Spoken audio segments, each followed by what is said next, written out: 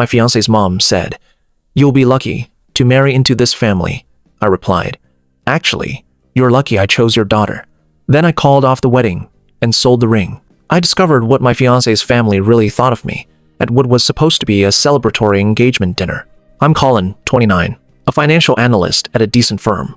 I'd been with Caroline for 4 years, engaged for 6 months. Our wedding was 3 months away. The dinner was at her parents' house, just me, Caroline, her parents, Margaret and Richard, and her younger brother, Tyler. Everything seemed fine until dessert. Margaret set down her wine glass and looked at me with a smile that didn't reach her eyes. "Colin, dear, I hope you understand what an opportunity this marriage is for you." I paused, fork halfway to my mouth. "I'm sorry?" "Well, marrying into the Whitmore family. We have connections, standing in this community. You'll be lucky to marry into this family." The table went silent. Caroline's eyes went wide, but she said nothing. Richard nodded. "Mother's right. The Whitmore name means something in this town." I set down my fork carefully. "With all due respect, Mrs. Whitmore, I think you've got that backward." Margaret's smile froze. "Excuse me? Caroline is lucky to marry me, just like I'm lucky to marry her. It's not a hierarchy, it's a partnership." Margaret laughed sharp and dismissive. "A partnership? Darling, you make $85,000 a year. Richard makes 3 times that. You live in a 1-bedroom apartment. We have a 5-bedroom estate. Let's not pretend this is equal." I looked at Caroline, waiting for her to say something. She was staring at her plate. "Caroline?" I said quietly. She finally looked up. "Colin, my mother didn't mean—" "Yes, I did mean it," Margaret interrupted. "I'm simply being honest. We're elevating your status, Colin.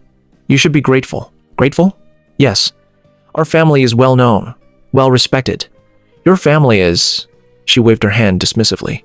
"Nice people, I'm sure, but not quite the same caliber. My parents were a teacher and a nurse. Good, hard-working people who raised me with values and love. And this woman was looking down on them." "Mom, that's enough," Caroline said weakly. "I'm just stating facts, sweetheart. Colin needs to understand his place in this family." I stood up from the table. "Colin, where are you going?" Caroline asked. "Home. I need some air." I didn't sleep that night. I kept replaying the dinner. Not just Margaret's words, but Caroline's silence. She hadn't defended me. She'd barely protested. And when she did, it was weak, more concerned with smoothing things over than standing up for me. I started thinking about other moments. "Oh, Colin, you're wearing that to the country club. Maybe one day you'll make enough to buy Caroline the life she deserves. It's sweet that your parents drive a Honda. Very practical. Caroline could have married anyone, you know. She had options. And every time, Caroline would just laugh awkwardly or change the subject. Never defended me. Never shut them down." Around 3 a.m., I realized something. I wasn't marrying Caroline. I was marrying into the Whitmore family, and they would never let me forget that I wasn't good enough. Caroline called at 9 a.m. "Colin, I'm so sorry about last night. My mom was out of line." "Yeah, she was. She gets like that sometimes. You know how she is." "I do know. That's the problem." "What do you mean?" "Caroline, your mom has been making comments like that since we got engaged, and you never say anything." "That's not fair." I told her to stop. "You told her that's enough after she'd already insulted me, my career, and my family multiple times. That's not defending me. That's damage control." Silence. "Colin, what are you saying?" "I'm saying I need to know where you stand. Are you marrying me, or are you marrying someone your parents will approve of?" "That's not fair."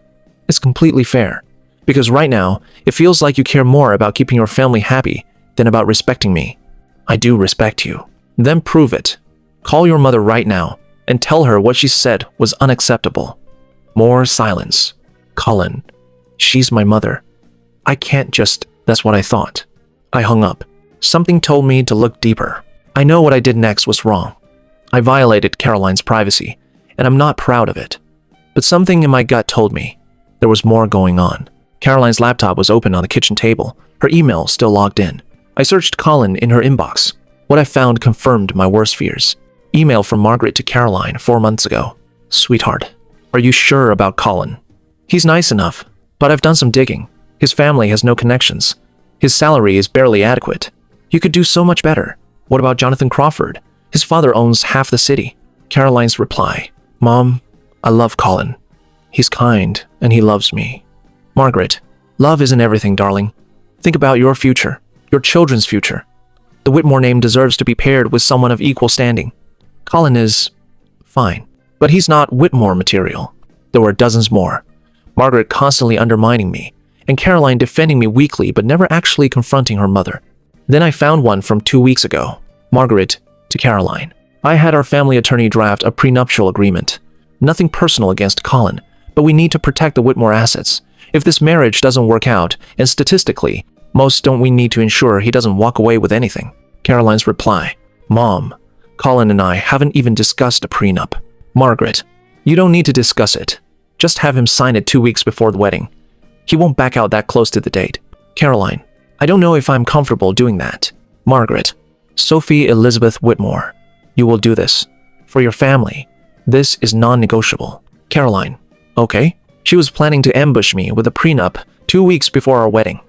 Not because she wanted to protect assets we'd already discussed that I had no interest in her family's money, but because her mother insisted, and Caroline couldn't say no. I sat there staring at the screen for a long time. Then I took screenshots of everything and backed them up.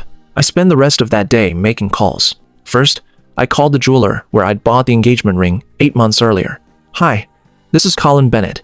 I bought an engagement ring from you last year. What's your buyback policy? We offer 60% of the purchase price for rings, in excellent condition. Would you like to bring it in? I'll be there this afternoon. I got $7,200 back. The ring had cost me $12,000, a significant chunk of my savings at the time. Then I started calling wedding vendors. Hi, this is Colin Bennett. I need to cancel the Bennett Whitmore wedding. The venue was understanding. Since you're more than 60 days out, we can refund 75% of your deposit. The photographer had a stricter policy. We can refund 50% since you're within 90 days. The caterer, florist, DJ, I canceled everything I'd paid deposits for. Total recovered. About $8,500 of the $11,000 I'd put down. The ring money would cover the losses and leave me with some breathing room. Caroline and her mother had planned a bridal brunch for that Sunday 2 days away. It was supposed to be Caroline, Margaret, all the bridesmaids, and various Whitmore family friends. A chance for everyone to celebrate Caroline and shower her with attention. I decided to wait until then. I texted Caroline. I need some space to think. Let's talk after your brunch on Sunday. She replied immediately. Colin, you're scaring me. Can we please just talk now? Sunday. After the brunch, she called. I didn't answer. Sunday arrived. The brunch was set for 11 a.m. at an upscale restaurant Margaret had chosen. At 11:30 a.m., when I knew they'd be well into the celebration, I sent a group text to Caroline, Margaret, Richard, Tyler, and the 6 bridesmaids. Hi everyone.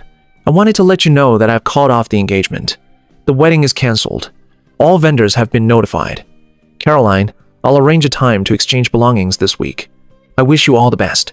Then I attached 2 screenshots, one of Margaret's email about me not being Whitmore material and one about the prenup ambush plan. I hit send. Then I turned off my phone and went for a long drive.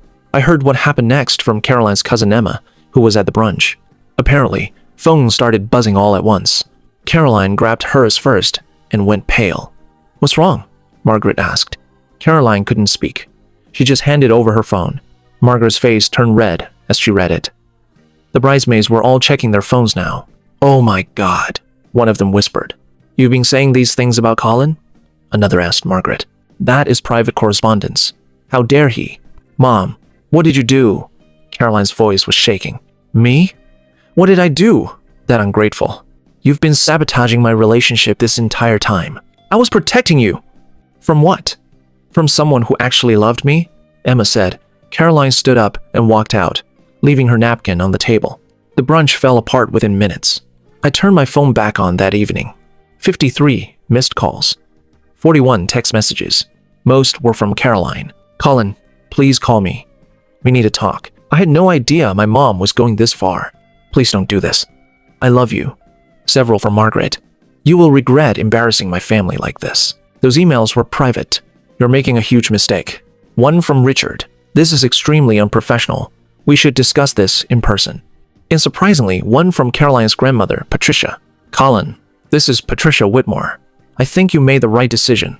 My daughter has forgotten what matters. You seem like a good man. I hope you find someone who appreciates that. That one made me feel a little less guilty about everything. Caroline showed up at my apartment that night. I could have not answered, but I needed closure. Colin, please. Let me explain. I opened the door. She looked exhausted, eyes red, no makeup. There's nothing to explain, Caroline. I read the emails. I know everything. I should have stood up to her. I know that now. Yes, you should have. But you didn't. Not once in 4 years. I was trying to keep the peace. By sacrificing me? By letting your mother trash-talk me for months? By planning to ambush me with a prenup you didn't even want? I was going to tell you about the prenup. When? 2 weeks before the wedding? She had no answer. Caroline, I don't think you're a bad person. I kept my voice steady. I think you're someone who's been controlled by your mother your entire life. And I can't marry someone who won't stand up for me, for us. I'll change. I'll go to therapy. I'll set boundaries. You should do all those things, but not for me, for yourself, and for whoever you end up with next. The ring? She asked suddenly. I sold it back to the jeweler. Used the money to cover what I lost on vendor cancellations. You sold it? It represented something that wasn't real. Your family never thought I was good enough, and you never convinced them otherwise. I'm not spending my life proving my worth to people who've already decided I don't have any. Caroline started crying. You don't love me anymore? I don't know if I ever loved the real you. I loved who you were when we were alone. But around your family, that's not someone I can build a life with. That's not fair. Maybe not, but it's honest. Word spread quickly through the Whitmores' social circle. Within a week, I heard through mutual friends what people were saying. Did you hear Margaret Whitmore's future son-in-law canceled the wedding and exposed her in a group text? I saw the screenshots. She was brutal about him. I always thought the Whitmores were snobs. This confirms it. Margaret tried to control the narrative, telling people I had commitment issues and was unstable. But too many people had seen the screenshots. 2 weeks later, Richard called me. Colin, I owe you an apology. I was genuinely surprised. Mr. Whitmore? Richard, please. What my wife said to you at that dinner was inexcusable. And I sat there and nodded along. Why are you telling me this? Because I've been thinking. Margaret has been like this our entire marriage. Status obsessed, controlling, dismissive. I've enabled it for 30 years. I appreciate you saying that. I'm not asking you to take Caroline back. I'm just saying you were right to leave. You made her happy, and we took you for granted. Thank you for saying that, Richard. And Colin? I'm seeing a therapist, trying to figure out how to set some boundaries myself. Better late than never, I suppose. Good luck with that. Over the next few months, I heard occasional updates about Caroline. She'd taken a leave from work. She moved back home temporarily. She started therapy. I felt bad for her, but I also knew I'd made the right choice. 6 months later, I met someone at a volunteer event. Her name was Amy. She was an elementary school teacher like my mom. On our third date, I told her about Caroline and the Whitmores. Wow, she said. That must have been so hard. How did you know to walk away? I realized that if I married into that family, I'd spend the rest of my life being told I wasn't good enough, and I couldn't do that. Good for you. What about you? Any complicated ex-stories? She laughed. My ex-family tried to run my life, told me how to dress, where to work, who to be friends with. When I finally stood up for myself, he chose them over me. That's awful. At the time, yes. Looking back, best thing that ever happened to me. We clicked immediately. Amy and I got engaged after a year of dating. Simple proposal at a park where we'd spent our first date. We planned a small wedding backyard ceremony, about 60 people, food truck catering, total cost $6,500. My parents officiated. Amy's dad walked her down the aisle. Our friends gave speeches that made us laugh and cry. No country clubs, no social posturing, no pretense, just love. The day after our wedding, I got a text from an unknown number. Colin, this is Caroline. I heard you got married. Congratulations. I mean that. I've been in therapy for over a year. I've set real boundaries with my mother. I'm learning to stand up for myself. I wanted you to know you were right about everything. I wasn't ready to be a partner. I was still trying to get my mother's approval. I'm sorry I wasted your time. I hope your wife knows how lucky she is. Caroline. I showed the text to Amy. Are you going to respond? She asked. I don't think so. There's nothing left to say. Fair enough. She kissed me. Want to start opening gifts? Absolutely. I deleted the text and moved on. A year later, Amy and I were at a restaurant celebrating our anniversary when I saw her. Caroline. She was with someone, a man who looked kind, genuine. They were laughing together. She looked different. Lighter. Happier. Our eyes met. I nodded a small acknowledgement. She smiled sadly and nodded back. Then she turned back to her date and continued talking. No drama, no scene, just two people who used to know each other, living separate lives. Was that her? Amy whispered. Yeah. You okay? I'm perfect. And I was. Amy and I have a daughter now, Nora Jane. She's 8 months old. My parents are wonderful grandparents. Amy's parents visit every weekend. We're happy. Genuinely happy. I heard through mutual acquaintances that Richard and Margaret are separated. That Caroline is engaged to the man I saw her with. Apparently, he's a teacher who grew up working class, and Caroline's been standing up to her mother about the relationship. Good for her. Margaret Whitmore told me I should feel lucky to marry into her family. She made it clear I was beneath them, that I should be grateful for the opportunity to be associated with the Whitmore name. But self-worth isn't determined by your bank account, your last name, or your social connections. It's determined by how you treat people and how you allow yourself to be treated. I wasn't lucky to be marrying Caroline. We would have been lucky to have each other if her family could have seen that. When they couldn't, I walked away. The ring is gone. The wedding that never happened is forgotten. But the lesson remains. Never marry someone who makes you feel like you should be grateful they chose you. Marry someone who's grateful you chose each other. That's partnership. That's love. And that's what I have now.